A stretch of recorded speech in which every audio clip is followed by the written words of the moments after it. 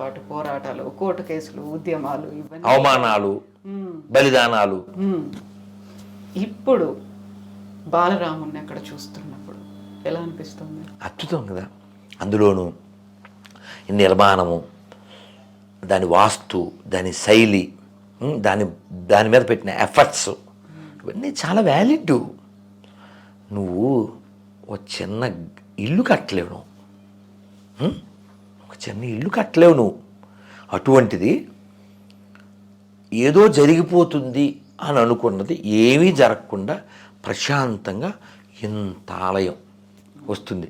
ఎవరో ముల్లా గారు ఒక ఆయన అనౌన్స్మెంట్ చేశారు, 22 जनवरी को सब मस्जिद में రామ్ నామ్ జపుకోరు అన్నాడు ఆయన. ఎందుకంటే ఏం చెప్పాలండి, ఎందుకంటే ఏం చెప్పాలి కదా. రాముడు అందరూ వాడండి. రాముడు ఇప్పుడు ఎడారి విదేశీ మత గ్రంథాల్లో ఒక ప్రాంతం పేరు చెప్పి ఆ ప్రాంతానికి నేను సంబంధించిన వాళ్ళనే అంటుంటారు వాళ్ళు. కానీ రాముడు చాలా స్పష్టంగా రామాయణంలో సర్వభూతేభ్యో చెప్పాడు ఆయన. నేను అందరికీ అభయం సర్వభూతేభ్యో అన్నాడు. అందరికీ I have come here to protect all. అంతకంటే ఏం కావాలమ్మా, అది కదా దైవం అంటే. అందుకే మళ్ళీ అన్నమయ్య చెప్తాడుగా, దేవదేవం భజే దివ్య ప్రభావం రావణాసురవైరి రణపుంగవం రామం దేవదేవం భజే దివ్య ప్రభావం. ఇప్పుడు మనం రాముడి గురించి మాట్లాడుకున్నప్పుడు హనుమంతుడి గురించి కూడా బాగా బాగా కదా. సో సినిమాల గురించి కూడా మాట్లాడుకోవాలి. ఇప్పుడు గతంలో ఆది పురుష్ అనే సినిమా వచ్చింది రాముడి మీద, ఇప్పుడు హనుమాన్ అనే మూవీ వచ్చింది ఆంజనేయుడి మీద. రెండు చూసారా? ఓం రౌత్ పైత్యం ద్వారా వచ్చింది ఆదిపురుషు. నేను అది ఆదిపురుషు కాదు, సోది పురుషు ఆల్రెడీ అనౌన్స్డ్. ఓకే, ఆల్రెడీ ఈ ప్రూవెన్ ఆల్సో. రావణాసురుడు, గబ్బిలాలు, వీడి గబ్బు, వీడి పైత్యం అంతా. ఇప్పుడు నాకు మీ ఇంటి విషయాలు ఎలా తెలుస్తాను? మిమ్మల్ని అడిగితే తెలుస్తాయి. అడిగి తెలుసుకుని ఏదో పేరు చెప్పారు, ఆ పేరుతో దాన్ని మనం దానికి తగ్గట్టు ఉండాలి. మన పైత్యం అందులో ఎంటర్ చేసేసి రావణాసుడు పిశాచాలకి మాంసం తినిపించడం వీడి ఒకటి కాదు. అయితే ఈ హనుమాన్ మూవీ తీసిన వాళ్ళు కొత్త వాళ్ళు, చిన్నవాళ్ళు. ఆ మాటకు వస్తే ఓం రౌత్ లాగో ప్రభాస్ లాగో చాలా వెల్ సెటిల్డ్, వెల్ నోన్ కాదు అసలు. కానీ వాళ్ళు విత్ ఆమన్ రివరెన్స్ ఒక ఏమంటారు భయభక్తులతో తీశారు. ఈ ప్రశాంత్ వర్మ అనే ఈ డైరెక్టర్, నేను చిన్నప్పుడు సరస్వతి శిశు మందిర్లో చదువుకున్నాను. మాకు ఈ రామాయణ భాగవతాలు చెప్పారు. అప్పటి నుంచి నాకు దీని మీద ఒక ఆలోచన ఉంది. అలా సంస్కారవంతంగా పెరిగి సంస్కారవంతంగా తీయాలి. అంతేకాని మొన్న వాడెవడో నీలేష్ కృష్ణ అని అన్నపూర్ణి అని తీసేసి ఒక అర్చకుడు కూతురు మటన్ వండాలి, దానికోసం నమాజ్ చేయాలి, దానికోసం పైన గొడ్డ వేసుకోవాలి, ఈ పైత్యం అంతా మన మీద రుద్దకూడదుగా. సో కాబట్టి హనుమాన్ మూవీ చూసి వచ్చిన వాడు ఎవరో ఒక అతను కామెంట్ పబ్లిక్లో చెప్పాడు, ఓం రౌత్ ఇతను చూసి సిగ్గు తెచ్చుకోవాలి అని చెప్పి. సరే వాళ్ళు తెచ్చుకుంటారు లేదో, మనమైతే తెచ్చుకోవాలి, అతన్ని అయితే మెచ్చుకోవాలి నీలేష్ని. హనుమాన్ మూవీ సూపర్ హిట్, చాలా బాగా తీశారు, బాగా వెళ్తుంది. ఆ పిల్లలు వాళ్ళు ఎవరైతే డైరెక్టర్ ఉన్నారో ప్రశాంత్ వర్మ, ఆ పిల్లవాడు సజ్జా తేజ, వీళ్ళు చేసిన కృషి, వాళ్ళ టీము అందరికీ రాముల వారి అనుగ్రహం. ఇంకో మంచి పని, వాళ్ళు చిన్నోళ్ళు అయితే అంటే పెద్ద హృదయం ఉంది. ఇందులో తెగే ప్రతి టిక్కెట్లో ₹5 ఇస్తాం రాముల వారి ఆలయానికని 14 లక్షలన్నర వెంటనే చెక్కు కూడా ఇచ్చేశారు వాళ్ళు. అలా కదా ఉండాలి. We appreciate definitely. Radha Manohar Das Prabhuji సినిమాలు చూస్తారు, ఆవేశం, కోపము, ఆగ్రహం వస్తే అగ్రెసివ్గా కూడా మాట్లాడతారు, ఎదుటి వాళ్ళని తిట్టేస్తారు, ఇవన్నీ ఉన్నాయి కదా. మామూలుగా మీరు ఒక దీక్ష తీసుకున్నారు అనుకుంటే చాలా ఎంత సాత్విక ఆహారం తింటారో అంత సాత్వికంగా మాట్లాడతారు, ఎదురి వాడిని నొప్పించరు, అరే ఒరే అనే మాట కూడా రాదు. బట్ మీరెందుకు అంత అగ్రెసివ్గా మాట్లాడతారు? సరే, మీరు అడిగిన దానికి ఇంకోలా చెప్తాను. ఇప్పుడు ఈ రూమ్లో మనం ఫ్యాన్ వేయలేదు, ఏమొస్తుంది? ఉక్కపోత వస్తుంది కదా. పిచ్చి ఇక్కడ వచ్చేది ఒక్క, పిచ్చి వేషాలు వచ్చినప్పుడు, పిచ్చి వేషాలు వేసినప్పుడు వచ్చేది తిక్క. అందుకని నా రియాక్షన్ పక్క. ఎందుకు ఇలా చెప్పానంటే, నేను రైల్లో ఉన్నప్పుడు ఎవరో వచ్చి, సార్ ఒక సెల్ఫీ, సరే సార్ మా అబ్బాయిని తీసుకొస్తా అన్నాడు. సరే వెళ్ళు అన్న, ఏదో పక్క భోగి. ఇతను వచ్చే లోపల ఇంకా జనం చుట్టూ ఉన్నారు, వాళ్ళతో మాట్లాడుతున్నా. ఇతను ఆ పక్కన వాళ్ళతో అంటాడు, ఈయన బాబు వాళ్ళనే కదండి బాబు, మన వాళ్ళని కూడా ఏం స్పేర్ చేయడు అన్నాడు. చెట్లో కుక్కలను తిట్టేది ఎవరిని? మన వాళ్ళనేగా. ఇంకో మతంలో ఎవరుంటారు? బొందుగాళ్ళు మన వాళ్ళే కదా, ప్లాస్టిక్ హిందువులు మన వాళ్ళే కదా. ఈతనుండి ఈయన మన వాళ్ళని కూడా ఏం స్పేర్ చేయడండి అన్నాడు. అంటే నన్ను ఎలా రా అన్న, వేలు ఎలాగీ అన్న. ఇప్పుడు వేలు ప్లగ్లో పెట్టామనుకో ఏమొస్తుందన్న? ఏమొస్తుంది? షాకు. నువ్వు పెడితే షాక్ అవుతుంది, నేను పెడితే మీకైనా అంతే కదండి. నువ్వు పెడితే షాకు, నేను పెడితే కేకు రాదు, ఎవరు పెట్టినా కేకలే వస్తాయి. కాబట్టి ఎవరిది దోషం ఉన్నా దాన్ని సమానంగా ఖండిస్తాం, అందులో ఏ డౌట్ లేదు. మరి మెత్తగా ఉండొచ్చు కదండి, కదా. మీకు వచ్చిన అదే కదా, మెత్తగా ఉండొచ్చు. అంటే మేకు కేకులో దించడానికి సుత్తక్కర్లే, కానీ మేకు గోడలో దించాలంటే కదా. మన వాళ్ళు కేకుల్లో లేరు, తిరగేసి ఇంకో పదం వాడాల్సి వస్తుంది. అందుకని అంతే. పోనీ తీగా చెప్తే అర్థమైతే పోనీ చెప్పచ్చు. అలాగే ఇంకో విషయం, నాకు యాక్షన్ చేయలేను నేను, యాక్షన్ చేయలేను. ఉన్నది ఉన్నట్టు. ఇప్పుడు వీడిని తిట్టాలనుకోండి, వీడినే తిడతా. వీడు వెళ్ళిపోయాక వాడి దగ్గర వీడి గురించి చెప్పను. ఎవరిది వాళ్ళకే, ఎవరిది వాళ్ళకి. ఇప్పుడు వాడికి చాలాసార్లు మెత్తగా చెప్తాం, తప్పనప్పుడు ఒక అమ్మ బాబు నాన్న విను అని చక్కగా చెప్తాం. ఎప్పటికీ ఎన్నిసార్లు? కొన్నిసార్లు. కానీ పృథ్వీరాజులాగా ఉండకూడదు. శాస్త్రం ఏం చెప్పింది? రుణశేషం, శత్రుశేషం, అగ్నిశేషం ఉండకూడదు కదా. వాడు 17 సార్లు వెళ్ళిపోయాడు, వీడు ఈయన వదిలేస్తే.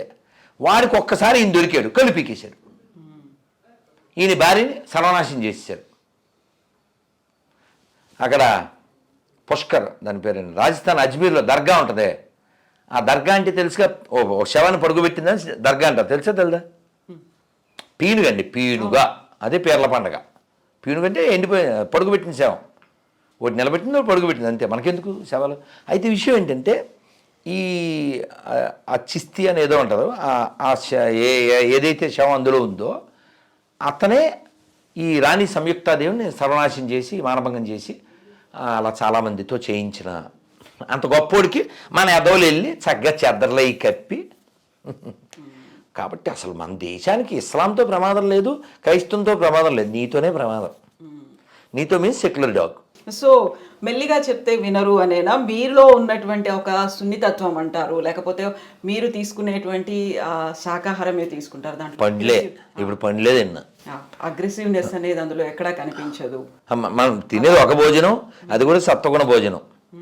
ఇది నాది అగ్రెసివ్నెస్ కాదు, ఆవేదన, నాది బాధ.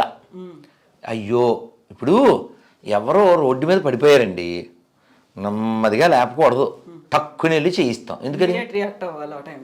రియాక్ట్ అవుతే ఈ లెవెల్లో లారీ వచ్చుకుద్ది. వాడిని కావలిస్తే తోసేయాలి. ఎందుకని? అడిగి దెబ్బ తగలచ్చు, చచ్చిపోడు. నేను చేసేది అది, ప్రాణం పోదు. దెబ్బ తగిలిన వల్ల ప్రాణం పోకూడదు, అందుకోసం అంతే. యూజువల్గా ఒక దీక్ష తీసుకున్న వాళ్ళు మాల, నేను నటించను, చెప్పేశాను ముందే, నేను నాలాగే ఉంటా. మొన్న ఏదో పాట పాడాం, ఆ పాటకి షూట్ చేయాలి ఆ గ్రీన్ మ్యాట్ మీద. ఏదో చేయించారు నాతో ఇలాగా, కానీ నేను వాళ్ళతో చెప్పాను, మనదంతా ఈ యాక్షన్ బ్యాచ్ కానే కాదు, ఏదో తప్పక అలా అన్నాం అనుకోండి. సో అన్నమయ్య కూడా తిట్టాడు, 600 ఏళ్ళు అయింది. శంకరాచార్యులు తిట్టారు, 2000 సంవత్సరాల పైన అయింది. ఏమని? నటనల బ్రహ్మయ్యకు నా మనస నటించు హరియే కలవాడు, నటనల బ్రహ్మయ్యకు నా మనస డోంట్ యాక్ట్ టూ స్మార్ట్. ఎప్పుడు 600 సంవత్సరాల కింద చెప్పాడు. ఇంకా ఆపరా బాబు నీ నటన అని, నువ్వు ఉన్నది ఉన్నట్టు గ్రహించు, ఈ ప్రపంచం తాత్కాలికము. ఎన్నిసార్లు చెప్పాలి? చేతులు కడుక్కుని భోజనం చేయాలి. ఎన్నిసార్లు చెప్పాలి? వయసు 15 ఏళ్ళు వచ్చింది, ఇంకా చెప్పాలా? ఓ పీకాలా వద్దా అమ్మ? పీకుద్దా లేదా? పీకపోతే వాడికి అర్థం కాదు కదా. అంతే, నేను కూడా అంతే. చేతులు శుభ్రంగా కడుక్కుని తినండి అని చెప్పినట్లుగా కళ్ళు కడుక్కుని చరిత్ర చూడండి, జరిగింది చూడండి, జరగబోయేది చూడండి, అంతే. మెత్తగా కూడా చెప్తాం. ఇప్పుడు ఇక్కడ ముత్యాలంపాడని ఉంది విజయవాడలో. ఒకరోజు రామాయణం చెప్పాం. హార్డ్లీ 100 మంది వస్తే గొప్ప. రామాయణం చెప్పినట్టు ఇలాగా మడతెట్టు ఏముండదు కదండి, మెత్తగా తీయగా చెప్పాం. యాక్సెప్ట్ చేయలేదా? ఎంతమంది చూశారు ఆ వీడియోలు? గట్టిగా 21 రోజుల్లో రోజు 2 గంటల వీడియో, 2 గంటల ఉపన్యాసం 100ల మీదే చూశారు. అంటే తీగా చెప్తే నువ్వు వింటలేదు, అది విషయం. మెత్తగా చెప్తే నువ్వు వింటలేదు, నువ్వు జరగదు. అయితే ఇప్పుడు మీరు ఒక మాట అన్నారు, జరగబోయేది కూడా. ఇప్పుడు అయోధ్య అయిపోయింది, కాశీ మధుర బాకీ హే అనేది వినిపిస్తోంది. మీరు ఇప్పుడు ఇంకొక మాట కూడా చెప్పారు, కృష్ణుడి గురించి కూడా చెప్పారు. కాబట్టి నెక్స్ట్ నేను ఏమనుకుంటున్నానంటే కాశీది అయిపోతుంది. ఎందుకంటే కాశీ ఆల్రెడీ అంటే మ్యాక్సిమం అయిపోయింది. అక్కడ మచ్చ మాత్రం అది మిగిలిపోయింది, ఆ శిథిలం. ఆ శిథిలం తీసేస్తే కంప్లీట్ అయిపోతుంది. ఏముంది అంటే అక్కడ గుడి కట్టేస్తే అయిపోతుంది అంతే. అయితే రామ మందిర నిర్మాణానికి సంబంధించి అంతా ఎలక్షన్స్ స్టంట్గా జరుగుతోంది, బీజేపీ హైజాక్ చేస్తోంది. ప్రతిసారి ఎన్నికలకు ముందు అనేది బీజేపీ ఏదో ఒక నినాదాన్ని తీసుకొస్తుంది. రాముడిని ప్రతిసారి ఎన్నికలకు పోనీ వాళ్ళని చేయమండి. ఇప్పుడు ఇలా మాట్లాడే వాళ్ళని మేం కడతాం రేపు కాశీ, మేం కడతాం రేపు మధుర అని చెప్పమండి. వాళ్ళకి మనం మొక్కుతాం. మనకి ఏ పార్టీ ముఖ్యం కాదు, మాకు ధర్మమే ముఖ్యం. మొక్కడం కాదు, ఓట్లేయడం కూడా అందువల్లే అవుతుందా అనేది కాదండి. మీకు అర్థం కావట్లేదు. ఇప్పుడు గుళ్ళు కూలగొట్టేవాడా, గుళ్ళో డబ్బులు ఎత్తుకెళ్ళేవాడా, గుళ్ళు కట్టేవాడా అని అడగండి ఒక హిందువుని. ఎవరికి ఓటేస్తే వాడు హిందూ అవుతాడు చెప్పండి? గుళ్ళు కట్టేవాడికే, గుళ్ళు కూలగొట్టేవాడికి కాదుగా కదా. ఇప్పుడు కాంగ్రెస్ పార్టీ ఉంది, అతని పేరేంటి, జోకర్ ఉంటాడు, ఏం పేరు, పప్పు ఈ రాహుల్ విన్సీ ఉన్నాడు. అతను స్పష్టంగా ఉన్నాడు ఏ విషయంలో, మేము మా పార్టీ ఈ దేశానికి ధర్మానికి వ్యతిరేకం. ఓపెన్ చాలాసార్లు ఓపెన్ అయ్యాడు అతను, ఓపెన్గా ఉన్నారు వాళ్ళు. నువ్వు కదా డ్రామాలు ఆపాల్సింది. వాళ్ళు క్లియర్గా ఉన్నారు కదా. ఇప్పుడు కేజ్రీవాల్ని పిలిస్తే వస్తాడా? అతను చెప్పాడు నేను క్రిస్టియన్ అని చెప్పాడు. పేరేంటి? అరవింద్. హనుమాన్ చాలీసా పారాయణాల్లో పాల్గొంటున్నారు. ఎవరు? అరవింద్ కేజ్రీవాల్. మొన్నటి నుంచి గుడ్ న్యూస్. తెలియదే, పర్లేదే. 6వ తారీఖు నుంచి కార్యక్రమాలు అనేది అయోధ్యకు సంబంధించి జరుగుతుంది. రాముడు ఏమైనా చేస్తాడు. Very good. అందరు మనోళ్ళే. ఇక్కడ ప్రాబ్లం ఏంటంటే వీళ్ళు వాస్తవాన్ని వదిలేసి తాత్కాలికమైన దానికోసం వాతావరణం పాడు చేస్తున్నారు. ఉదాహరణకి ఢిల్లీ ఉందమ్మా. ఢిల్లీ పేరేంటి అసలు పేరు? హస్తినాపురం. హస్తి అంటే ఏనుగు. చాలా ఏనుగులు ఉండేయంట అక్కడ. ఏనుగును పోషించడం అంటే ఎంత బలిసి ఉండాలి అతను, అంటే ఆ రాజ్యం ఎంత స్ట్రెంత్ ఉండాలి, ఎంత ధనం ఉండాలి, ఎంత సంపద ఉండాలి. అది హస్తినాపురం.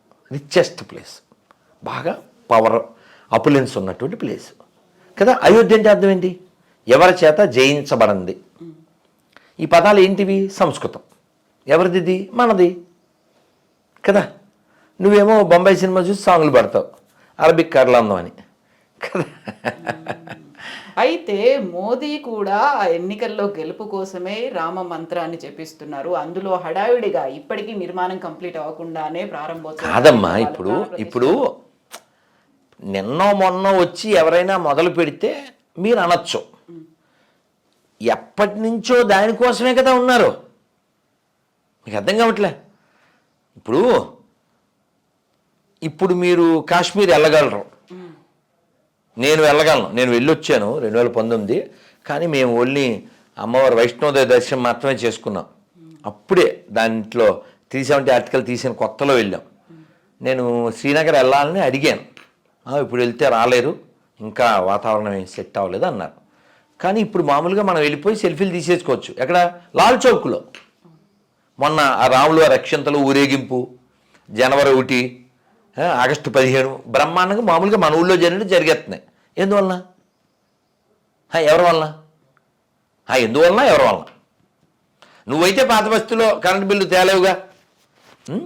సో కాబట్టి ఎవరైతే వాతావరణాన్ని శాంతియుతంగా, ఇప్పుడు జమ్మూలో కాశ్మీర్లో ఇప్పుడు రైలు నడుస్తుంది తెలుసు మీకు? తెలుసా? అంతకుముందు ఫెయిల్, ఇప్పుడు రైలు. కాబట్టి ఈ బెయిల్ బ్యాచ్ గురించి మనం ఏంటి మాట్లాడేది కదా? నువ్వేం చేయలే, నువ్వేం చెయ్యవు, నీ కనీసం రామ అంటే మీనింగ్ తెలదు, ఓన్లీ కేవలం గట్టు మీద కూర్చొని కబుర్లు అంతేగా. ఈ గట్టు బ్యాచ్ ఎందుకమ్మా చెప్పండి? ఏం చెప్పాలి వాళ్ళకి మనం? ఆడైతే వాడు ఏం చేయడు కదా. ఈ కామెంట్లు కామెడీలు చేసేవాడు అయితే గుడి కట్టడు, అంతవరకు గుడికే రాడు. ఆడు గుడి కట్టడు కాదు, గుడికే రాడు. వాళ్ళు మరి కామెంట్లు చేయకూడదుగా. పో నువ్వు అనుకో, వాడు అనుకున్నట్టే అనుకోని, నువ్వైతే చేయుగా. కాబట్టి చేసేవాడిని ఎలా చెరగొడతావు? ఇది రాముడి నేల. This country belongs to Ram. Ramayanam పుట్టిన నేల, భగవద్గీత పుట్టిన నేల. శీలు పొంగిన జీవగడ్డయు పాలు బారిన భాగ్యసీమయు వరలినది ఈ భరత ఖండము. భక్తి పాడర తమ్ముడా. चंदन है इस देश की माटी, तपोभूमि हर गाँव है, हर बाला देवी की प्रतिमा, बच्चा बच्चा राम है, हर शरीर मंदिर सा पावन, हर मानव उपकारी है, जीवन का आदर्श यह परमेश्वर का धाम है, बच्चा बच्चा राम है. ఇది మన ఆదర్శం, ఇది మన దేశం. కాబట్టి అంతటా దైవాన్ని చూస్తూ, మట్టిలో కూడా అమ్మని చూస్తూ, ప్రతి శరీరం ఒక దేవాలయం. ఇలా చెప్పగలిగే తత్వం ఇంకోటి ఉంటే చెప్పు, మనం జంప్ అయిపోదాం. పార్లమెంట్ ఎన్నికలు రాబోతున్నాయి. ఇప్పుడు దేశవ్యాప్తంగా రామనామ నినాదం అనేది వినిపిస్తుంది. ప్రతి చోట జనవరి 22న మేము ఏదో రాముడికి సంబంధించినటువంటి కార్యక్రమాలు, కళ్యాణాలు, ప్రారంభోత్సవాలు మీరు కూడా అటెండ్ అవుతున్నట్టు వెళ్తున్నాం చాలా చోట్ల. సో దాన్ని ఇప్పుడు హిందువుల్ని మళ్ళీ ఏకం చేయాలి అనేది, అంతా తమ వైపే ఉన్నారు, మా వైపే ఉన్నారని చెప్పుకునే ప్రయత్నంలో బీజేపీ ఉంది అనేది ఎజెండాగా ముందుకెళ్తున్నారు. ఈసారి మెజారిటీ